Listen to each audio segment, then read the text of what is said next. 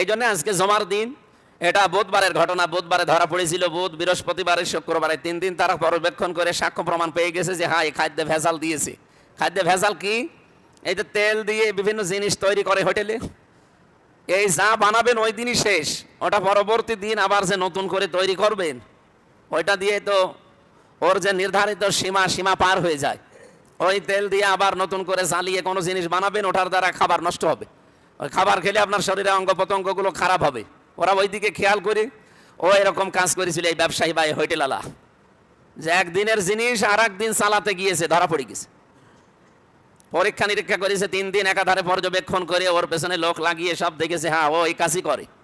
তখন তারা রায় দিয়েছে যে আদালত থেকে মেরে ফেলেন। এখন মেরে ফেললেই তো হচ্ছে না, এটা তো মানুষকে দেখানো লাগবে। এই জন্য জমার দিন কেন্দ্রীয় মসজিদ যেটা, সেই সুলতান মসজিদে গিয়েছিলাম, ওই জায়গায় দাঁড়িয়ে সবার সামনে এই বিচারটা যদি করে, হাজার হাজার মিডিয়া, টিভি, যারা বিভিন্ন মিডিয়ার লোকজন নিয়ে এসে সারা দেশে ওটা ছড়িয়েছে যে খাদ্যে ভেজাল দিলে কিন্তু এই সমস্যা।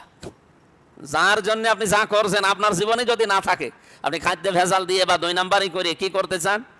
আমি টাকা পয়সা উপায় করে আমার শরীর, আমার বউ বাচ্চা যারা আছে তারা যেন আরো ভালো থাকবে। তারা ভালো থাকবে ঠিক আছে, কিন্তু আপনি তো চলে গেলেন।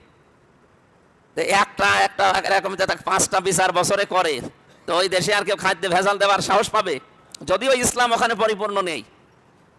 সিঙ্গাপুরে উন্নত রাষ্ট্র, ইসলাম পরিপূর্ণ নেই ওখানে। মানে অমুসলিম তো 100 ভাগের 100 জনের 95 জন অমুসলিম, মাত্র 5 জন মুসলমান।